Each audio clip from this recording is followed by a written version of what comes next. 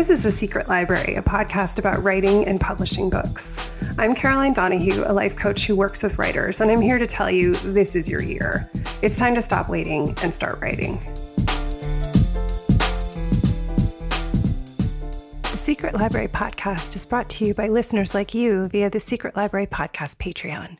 You can check it out and become a supporter at patreon.com/secretlibrary. This is the Secret Library podcast, and this is episode 134. My guest today is David R. Gillham, who is the New York Times best-selling author of City of Women. He studied screenwriting at the University of Southern California before transitioning into fiction. After moving to New York City, he spent more than a decade in the book business, and he now lives with his family in Western Massachusetts.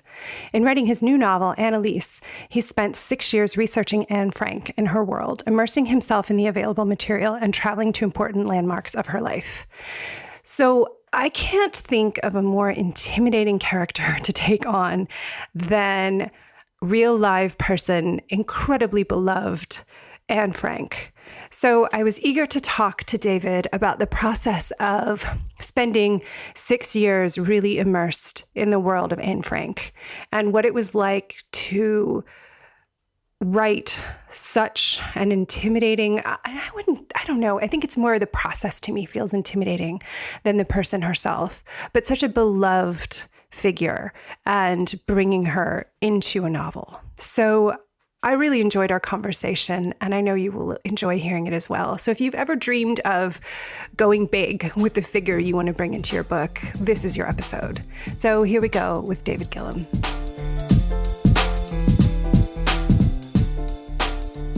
Hi, David. Thank you so much for coming on the show. Thank you for having me. I'm really pleased to be here.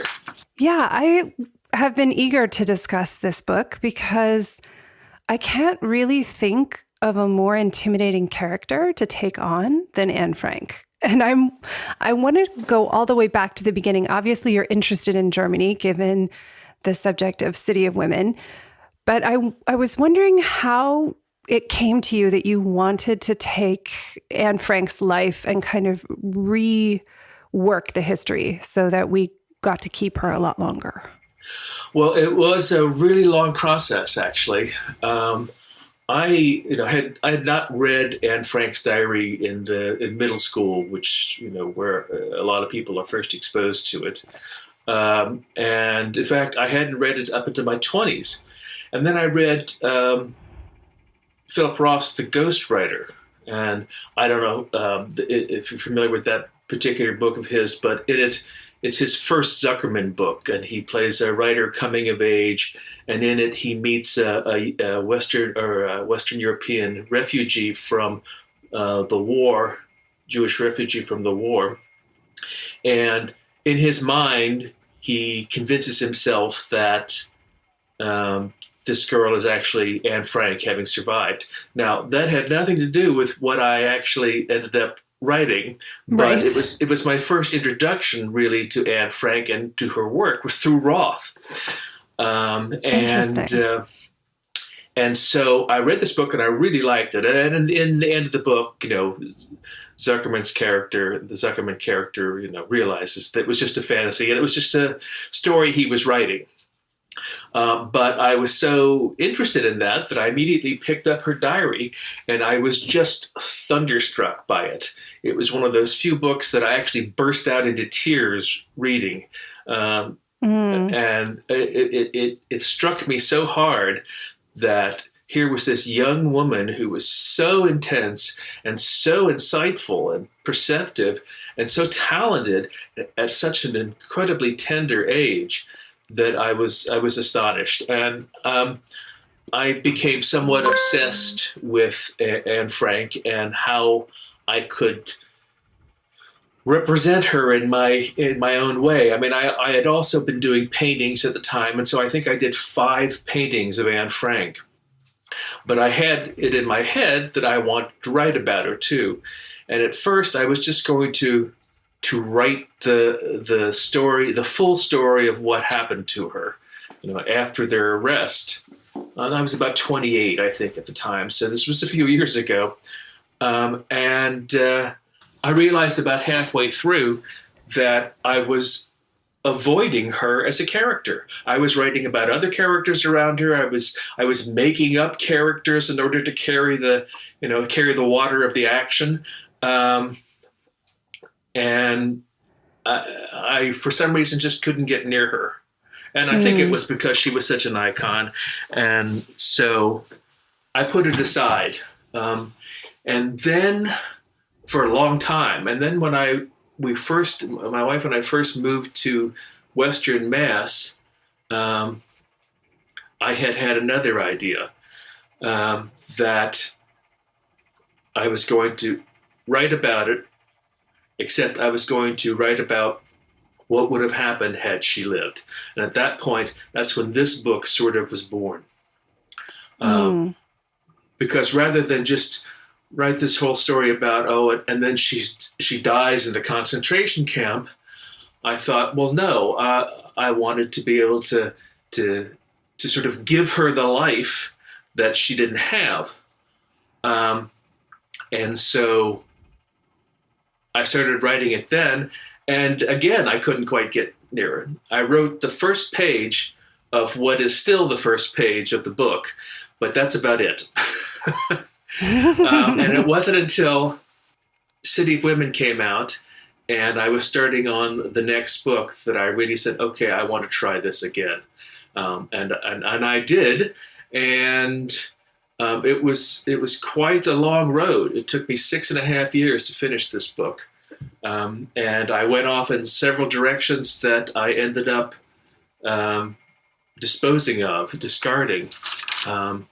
But finally, the end product was this. So it took me 3 tries before I finally managed to have the horses to be able to do it. Amazing. Well, I think I can see why, just because I can think of many ways in which I would find it terrifying to take this character on. So I imagine you have your own reasons. And I guess since you said it was so difficult at first to get near her as a character, and she does feel so alive on the page of this book, what was your process of getting to know the Anne that you write about in this book, the one who did come home? Well, I think it had something to do with the false starts that I began with. The third time that I did start with the book and was actually writing her as a character, at first it was still just a mess. The action, for one thing, the action seemed to swirl around her, and she seemed to be just in the middle of it, very reactionary to it, and that was telling me something was wrong. So I think that it was just a process of, okay, this isn't working. I really have to try to be more direct. That I finally started to be able to hear her. And for me, characters always, it's a very difficult thing to explain.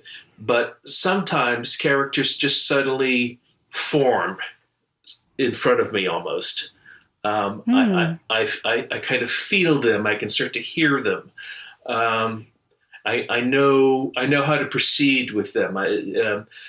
Other characters, sometimes I might have to really kind of work at and cobble together, and it takes them a while to develop. But certain characters can sort of just come to me already pretty solidly developed at the core. And that happened with Anna, finally, when I was writing the scene where she returns to the Hedachtahuis, the house behind, after she has survived the camps, to be greeted by all the helpers who had helped them during hiding, and basically return to her old life. And she's there with her father, and they're about to walk in the building.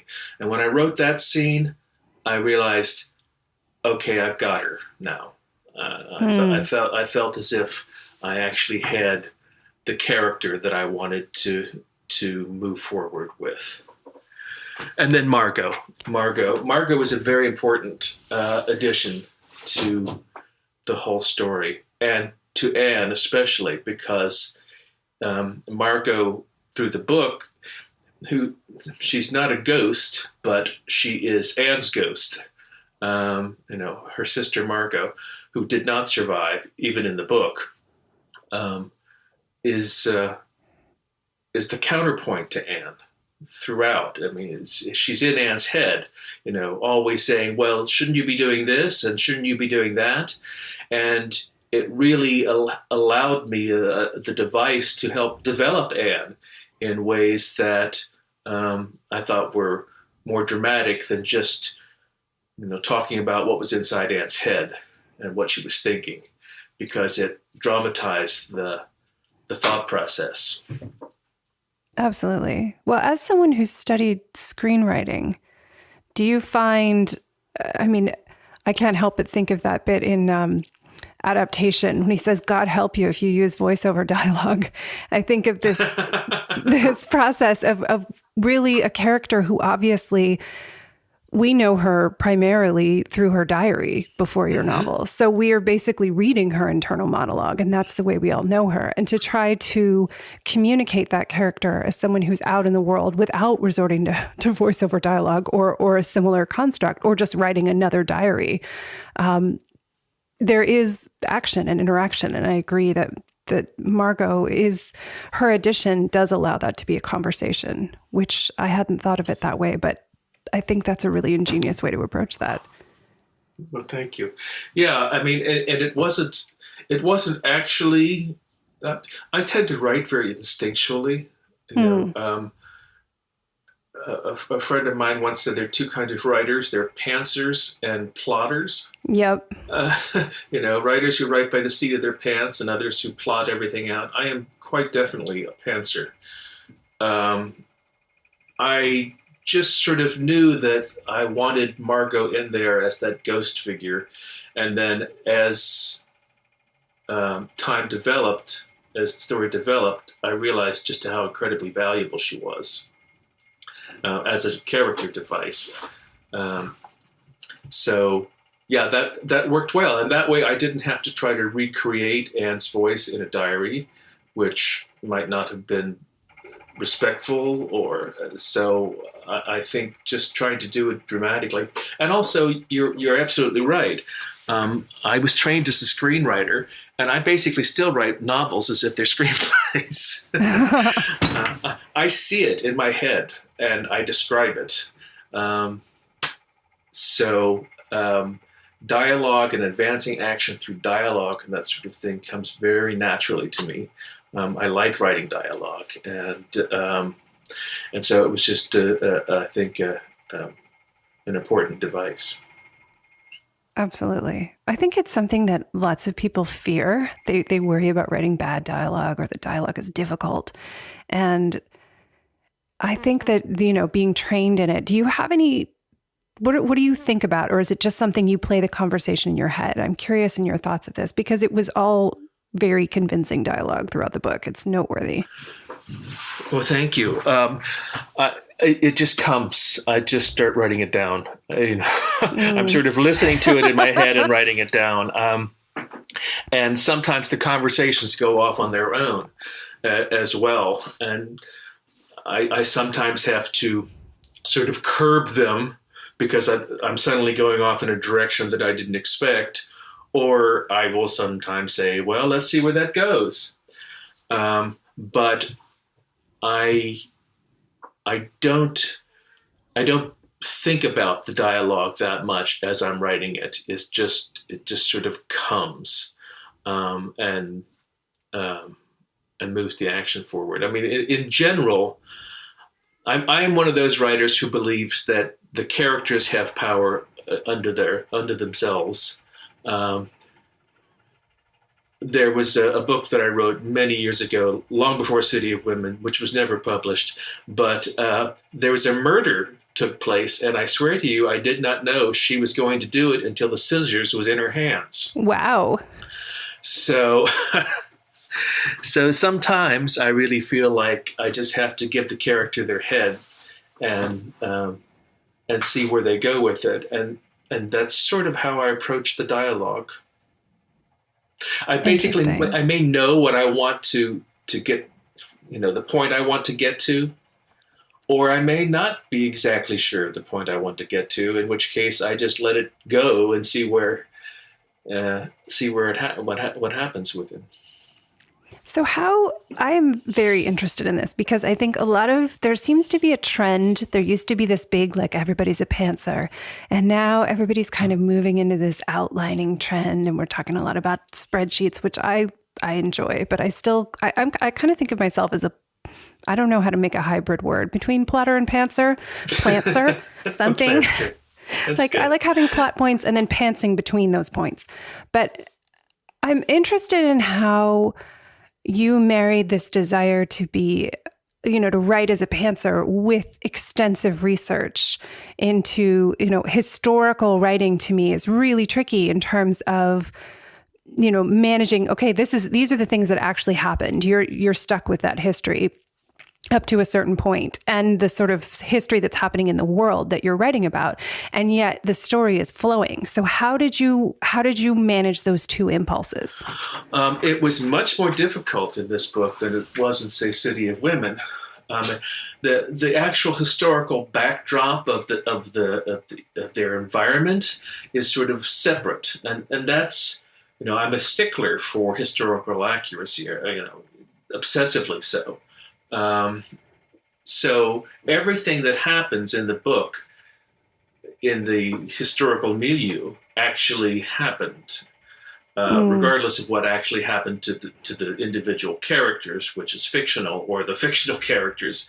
But then I had another layer with this particular book, because I was not only dealing with a true historical period, I was dealing with characters who I had, imagined based on actual people.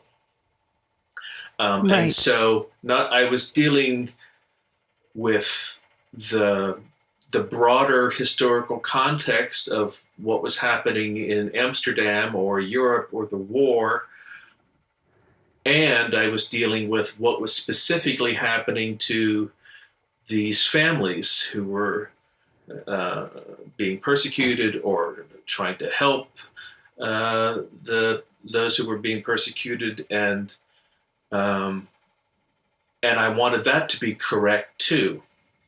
So that was a much different thing than, say, City of Women, where in City of Women everybody's fictional. So I had free reign, but I didn't here.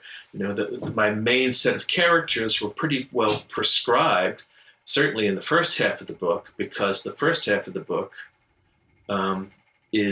takes place before they go into hiding, and then while they're in hiding, and then after they've been arrested. So it's following the historical line of what became of these people. So that was even more difficult. And of course, I had to make more decisions about friends and who to leave in and who to leave out, and to give the impression. But I mean, if I had added all of Anna's friends in there, the book would have been 1,000 pages long, and nobody would have been able to follow it. So I had to concentrate on a few that I knew would be of great dramatic service to the story. How did you track all of it? Like, how did you keep track of, like, did you have a calendar laid out with this is when these things are happening? Because I keep thinking about, there were things that were crucial in the story that were elements like, this was on the news today, or this, we saw this happening in the street. And this is, as she's walking around with another character, and that these kinds of dramatic moments keep happening. And I'm wondering how you kept track of all of that as you were writing, or is that something that you handled, as you were revising? I'm just fascinated by this process because it's always crippled me. Historical fiction. The answer is both. That's how I've done it. I did, keep sort of rudimentary calendars. I would, as I was writing, I would suddenly say, okay, so what's going on here? And I'd have to go back to one of my timelines somewhere and see what was actually happening and try to use that as part of the drama. I've always looked for details to try to represent the environment. In City of Women, I had the ability for her to put her on a bus every once in a while, or Mm-hmm. a train. And it was just a small, 6 or 7 paragraphs that I had to sort of dramatize a little travelogue there, but it had an emotional punch, but it was really there just so that the reader could see the city around her as she was on that bus. So that's the sort of thing I tried to do with Annelies as well. Trying to, like the pickle vendor, when she had smoked that cigarette, took a puff of the cigarette and then had to go get a pickle. I had read somewhere about the pickle vendors who were yelling, best pickles in town, and that they had put a little nutmeg on the, I think it is, on the pickle as an extra special taste, and that she had bought a pickle in order to cover the smell of the tobacco on her breath. Right. So Rebel. I mean that's exactly right. But I came across that little historical detail about the pickle vendor, and I thought, oh, that's perfect. So that's the sort of thing that I always look for. But as far as the actual timeline, I always had to. I was either saying, okay, so where are we? Before I write this next part, we're in, September, October, and what's happening? Or I'd have to go back as I was writing and just sort of double check what's going on. Or in the revisions, I would have to say, well, did I get that right? Wait a minute, did I move into another month? Or did I, I would start writing notes to myself on the side, make sure this happened in September. sort of thing. So it was tough. Yeah.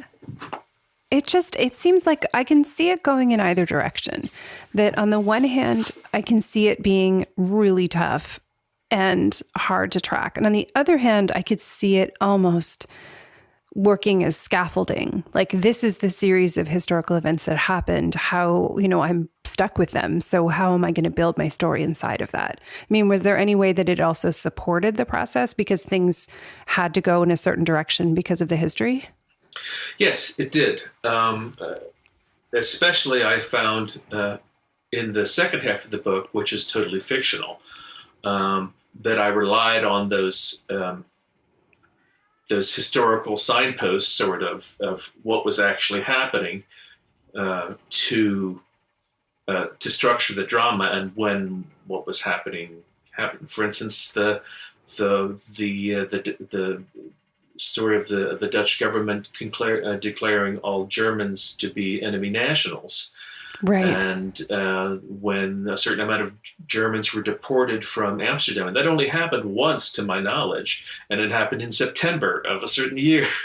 So in order to have that as part of the book, I had to make sure that the action led up to that part, to that month, right at that time. So it did give me those signposts in a way that was demanding and helpful at the same time.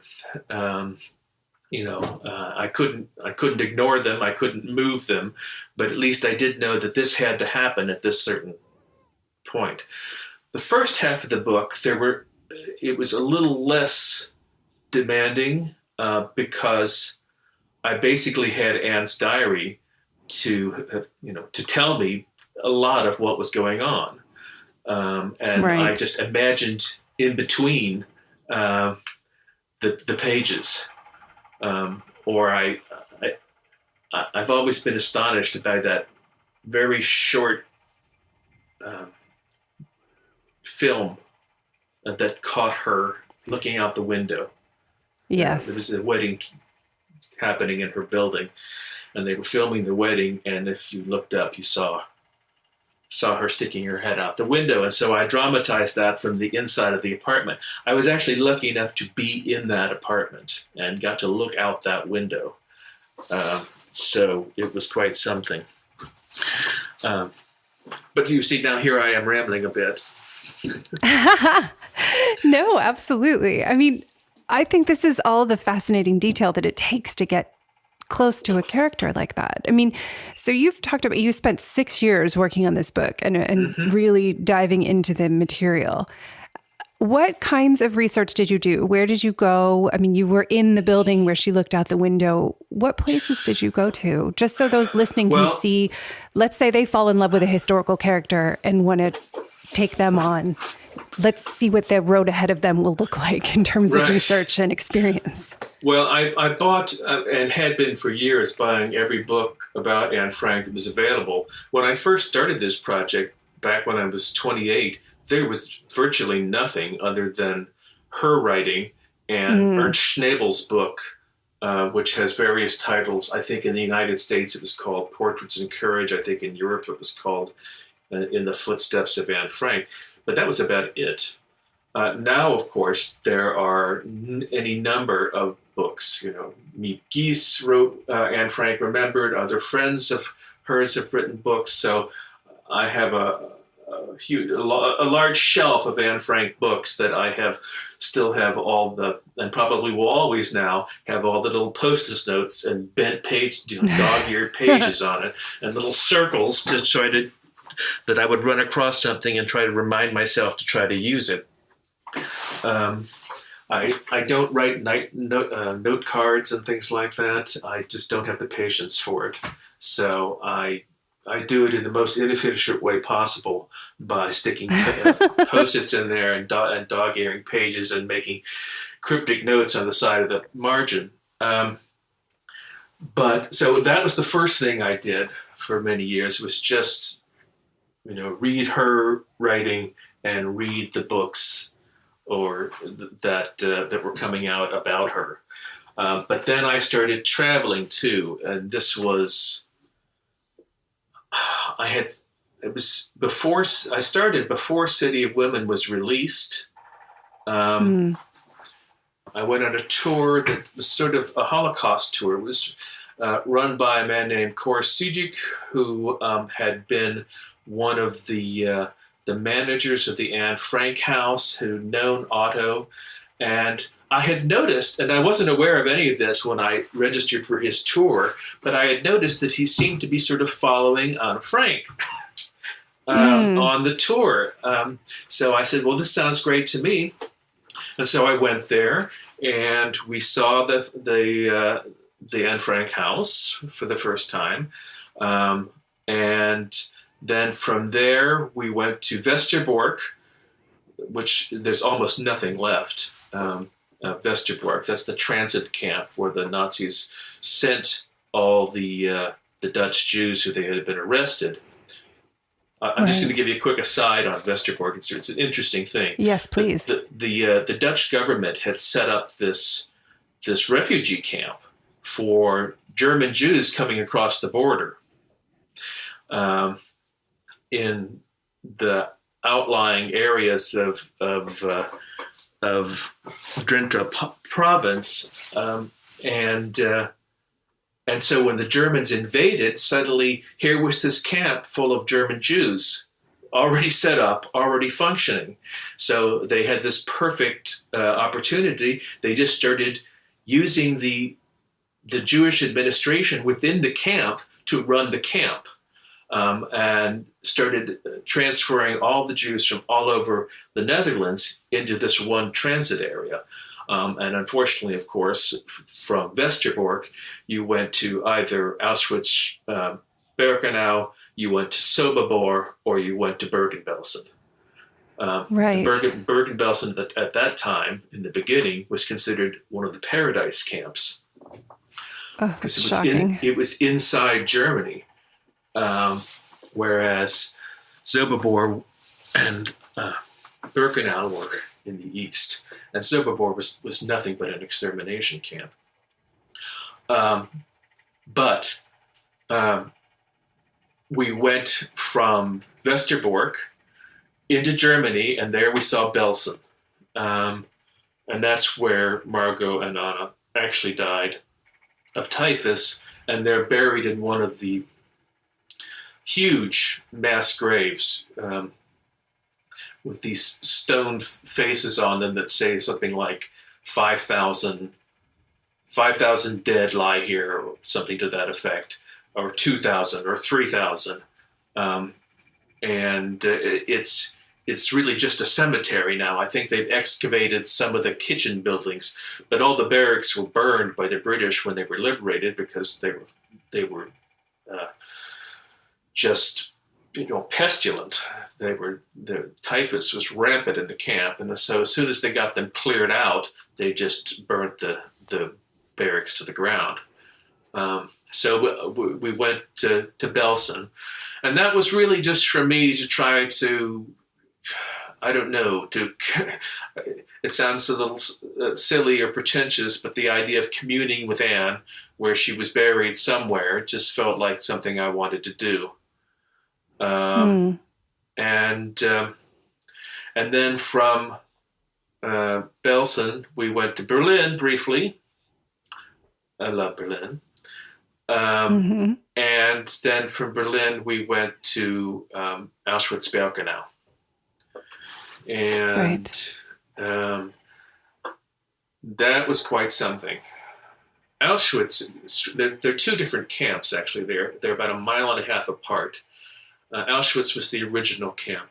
That's the one that has the infamous sign over the gate, Arbeit frei. But seeing it on this bright sort of spring day, these stone buildings, and it was hard to imagine what it was. It just looked like a collection of well-kept, Middle European buildings.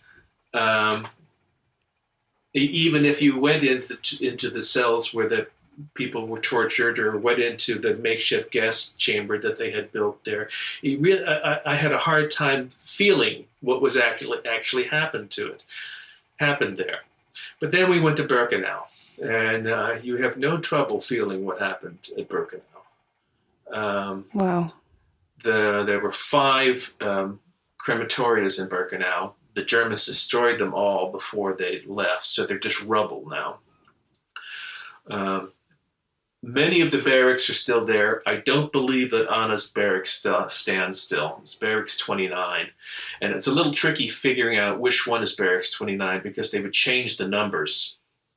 But sometimes. But there were some of the barracks still standing in the women's camp.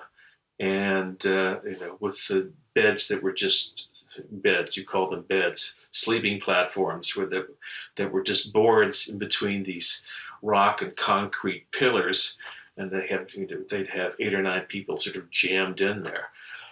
So I really wanted to get a sense of, as much as I possibly could, decades later, perfectly safe wandering around as a tourist almost, although that word tourist and Birkenau doesn't quite mix.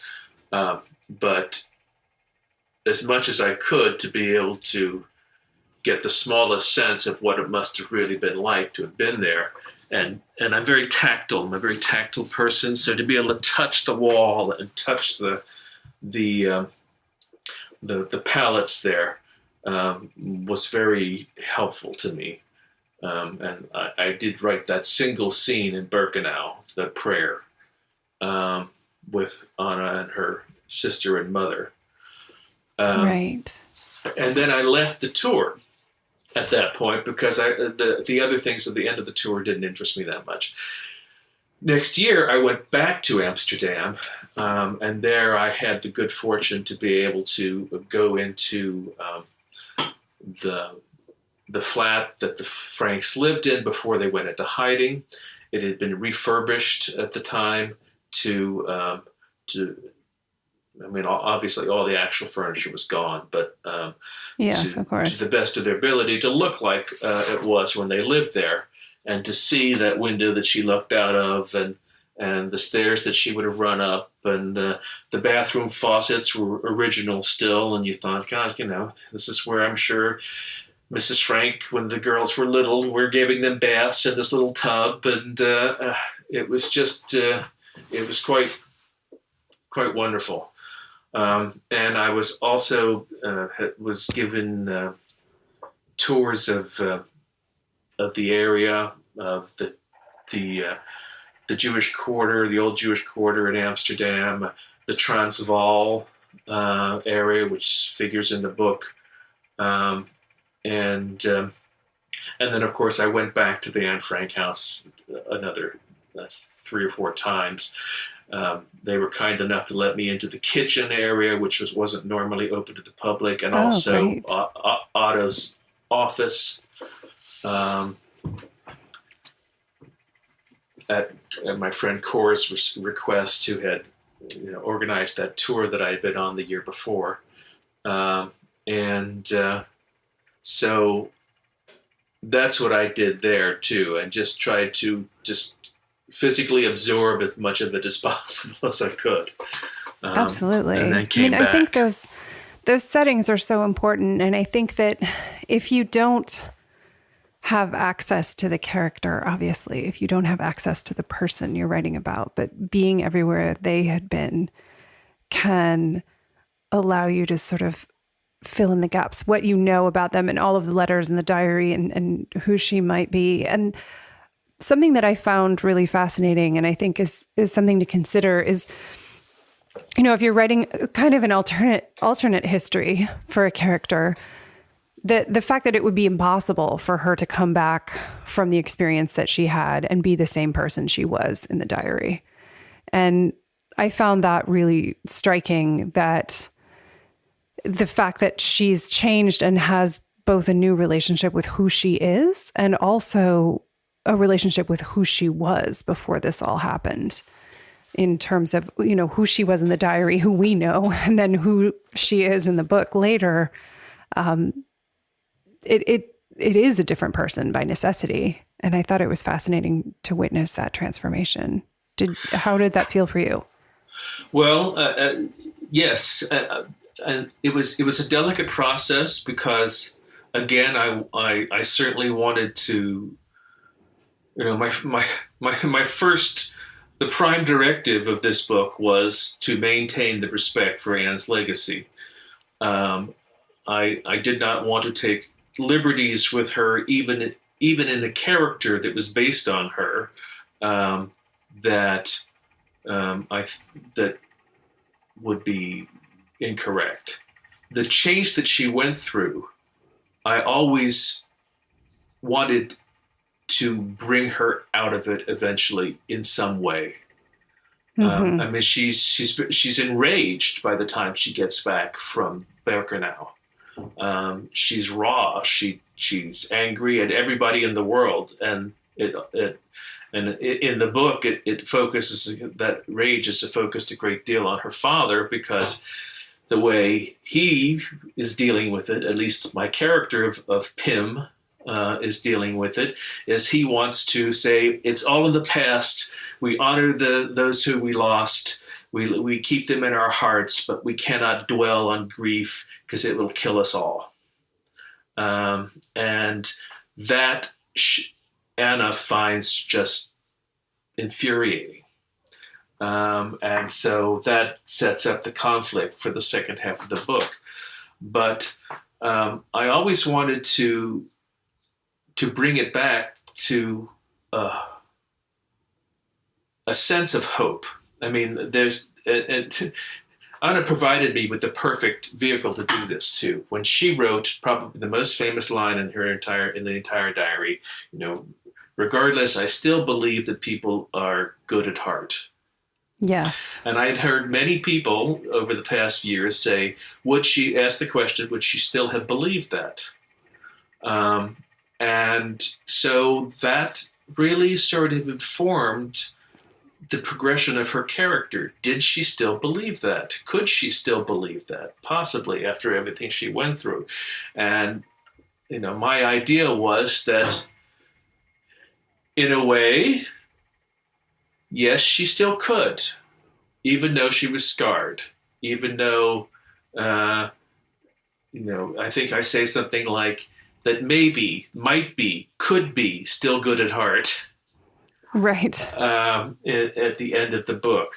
And, her own guilt at surviving, which is tremendous, especially for just a young person, somebody who was 15 and 16, where they were going through this, and having losing her sister, losing her mother, all that.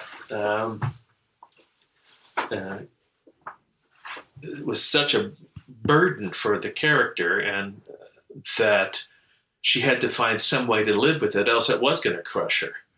And so she decides that her writing is still the thing that's going to save her. Yes, that was very moving and inspiring to watch.